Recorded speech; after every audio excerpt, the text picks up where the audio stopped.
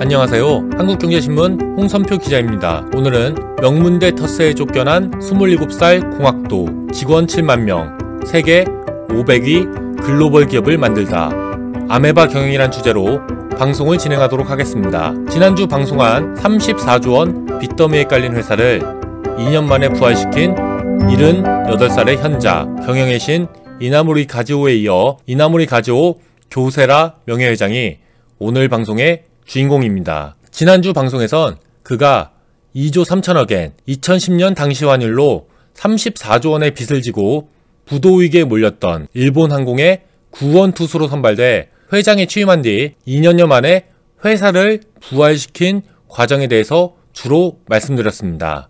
1959년 전자부품 제조업체인 교토세라믹을 창업한 뒤 줄곧 제조업과 통신업 분야에서만 일해온 그였지만 낯선 항공업계에 가서도 놀라운 성과를 거뒀습니다. 적자에 시달리던 회사를 8개월 만에 흑자로 돌려세웠고 2년 연속 사상 최고 실적을 기록했습니다. 그의 경영 덕분에 2010년 1월 법정 관리에 들어갔던 일본항공은 32개월 만에 다시 일본 도쿄 증시에 상장되면서 부활하게 됩니다. 오늘은 이나모리 가즈오가 이처럼 전자부품 제조회사, 통신사, 그리고 항공사 등 전혀 다른 업계에 가서도 뛰어난 성과를 거둘 수 있었던 비결인 그의 경영기법 아메바 경영에 대해서 살펴보겠습니다. 1959년 설립 이후 단 한 번도 적자를 내지 않은 기업을 만들어낸 비결입니다.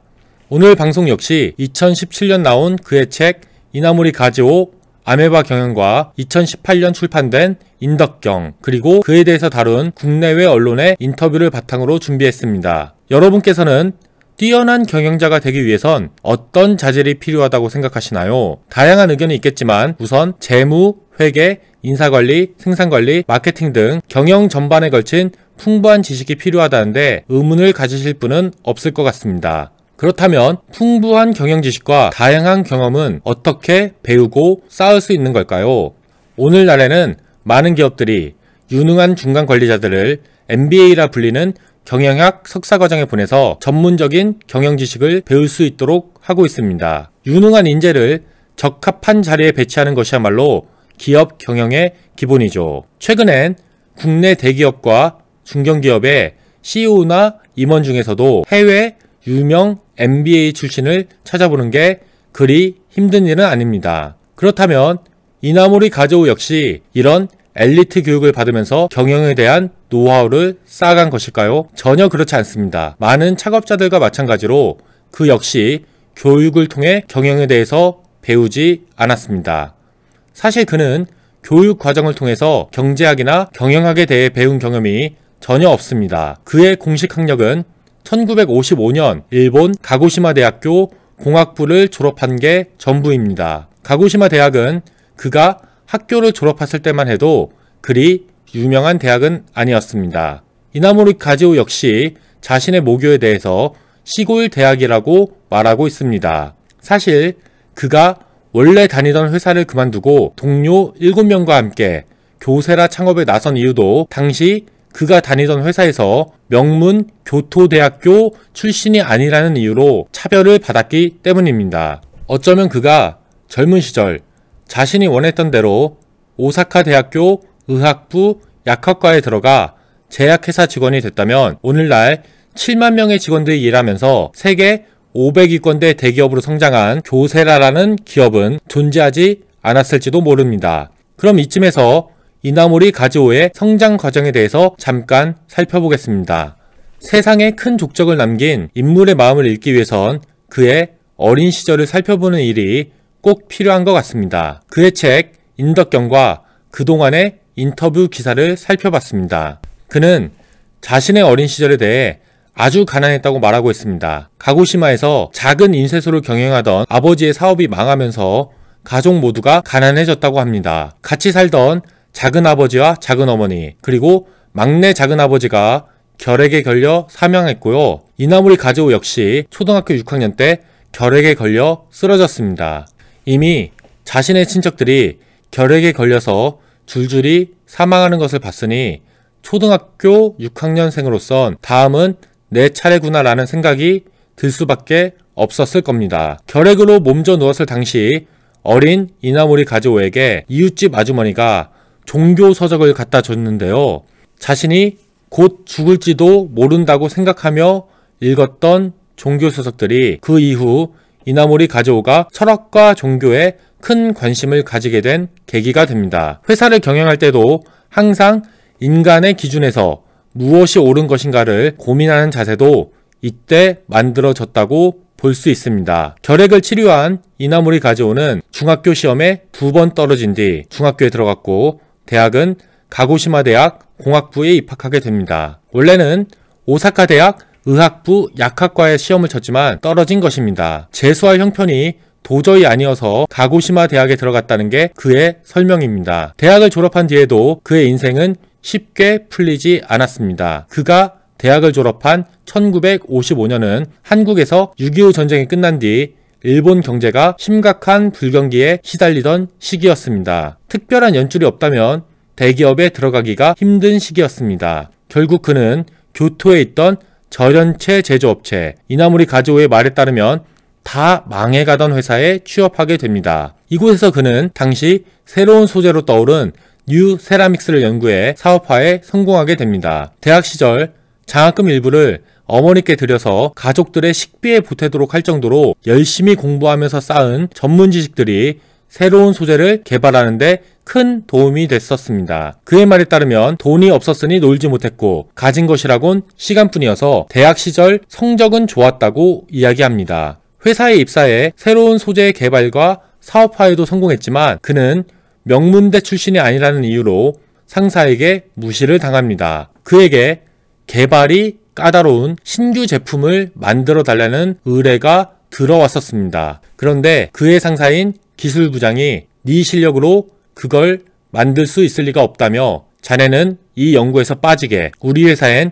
자네 말고도 뛰어난 기술자가 얼마든지 있으니 앞으로는 그 사람들에게 연구를 맡길 거네 라고 말하죠. 이 말을 들은 이나모리 가즈오는 젊은 혈기에 아 그러십니까? 그렇다면 저는 회사를 그만두겠습니다 라고 말하면서 주변의 만류에도 불구하고 회사를 나오게 됩니다. 그 당시 그의 나이는 불과 27살, 혈기에 차올라서 충분히 그렇게 말할 수 있는 나이였습니다. 회사 내에서 명문대 출신이 아니라는 이유로 보이지 않는 차별과 질투를 받았던 것도 그가 회사를 그만두는데 영향을 미쳤습니다. 이나모리 가즈오는 그런 차별에 대해 당시 그 회사에는 명문 교토대학 출신들이 기술 부분의 대부분을 차지하고 있었다며 그에 비해서 나는 시골 대학 출신이었다고만 말하고 넘어가고 있습니다. 여기까지가 그가 어린 시절과 대학 시절을 거쳐 첫 회사에 입사한 뒤 회사를 그만두고 나와서 교세라를 창업하던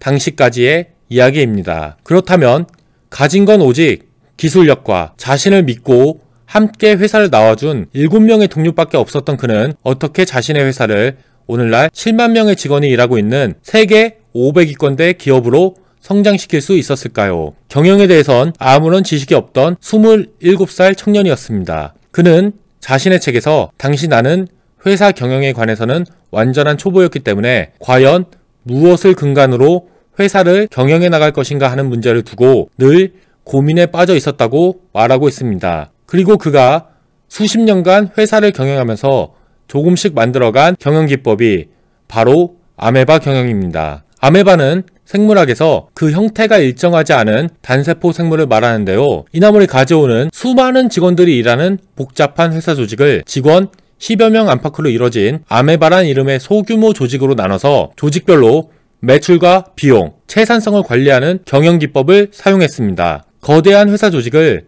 그 모양이 일정하지 않고 생명 유지에 필수적인 기능만 갖춘 아메바와 같은 소규모 비즈니스 조직으로 나눠서 관리하는 게 그의 경영 기법의 핵심입니다. 사업 초기 그가 했던 고민은 오늘날 많은 중소기업과 스타트업의 창업자와 경영자들이 하는 고민과 크게 다르지 않습니다. 사업이 잘 돼서 회사가 커질수록 창업자가 컨트롤해야 하는 문제가 급속하게 늘어나게 됩니다. 이런 상황이 돼서도 창업자 혼자 모든 문제를 해결하려고 하면 조직이 제대로 돌아갈 수 없게 됩니다. 이나모리 가즈오는 아메바 경영에 대한 아이디어를 처음 떠올리던 순간에 대해서 다음과 같이 말합니다. 직원이 100명 정도였을 때까진 나 혼자서도 충분히 회사 경영을 할 수 있었지. 회사를 소집단 조직으로 쪼개보면 어떨까? 100명을 관리할 수 있는 리더는 아직 양성되지 않았지만 20에서 30명으로 구성되는 소집단을 맡길 수 있는 리더는 우리 회사에도 충분히 있지 않은가? 그러한 직원들에게 소집단의 리더 역할을 맡겨 개별적으로 관리하게 하면 어떨까? 그리고 어차피 회사를 소집단으로 구분할 것이라면 그 조직을 각각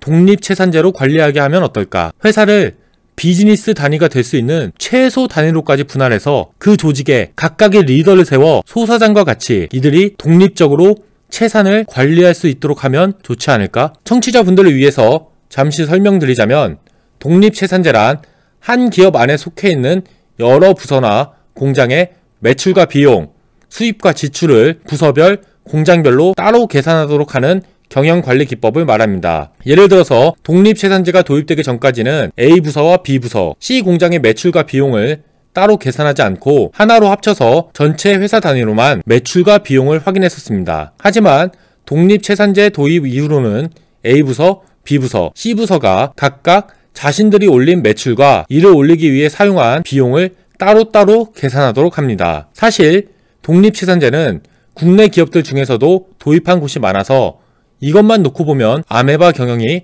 그리 특별할 게 없어 보입니다. 하지만 아메바 경영은 일반적인 독립채산제와는 여러모로 구별되는 특징들을 갖고 있습니다. 바로 경영의 시간과 속도 개념을 매우 밀접하게 도입했다는 점입니다. 재무상태표와 손익계산서, 그리고 현금흐름표 같은 회계문서들을 이해하기 위해서는 어느 정도 기본적인 회계 지식이 필수입니다. 이나물이 가져오는 모든 직원들에게 전문적인 회계 지식을 갖추라고 요구하는 건 현실적이지가 못하다고 생각했습니다. 직원들이 숫자 하나만 보고도 자기 부서가 돈을 제대로 벌고 있는지 그러지 못한지, 생산성이 어제보다 나아졌는지 떨어졌는지를 한눈에 파악할 수 있도록 할 필요가 있었습니다. 그래서 도입한 게 바로 시간당 채산성이란 개념입니다. 시간당 채산표는 쉽게 말씀드리면 매출에서 그 매출을 올리기 위해 들인 비용을 뺀 다음에 그 차액을 직원들이 그 매출을 올리기 위해서 들인 전체 노동시간으로 나눈 값입니다. 방금 말씀드린 비용 항목에는 직원들의 인건비는 포함되지 않습니다.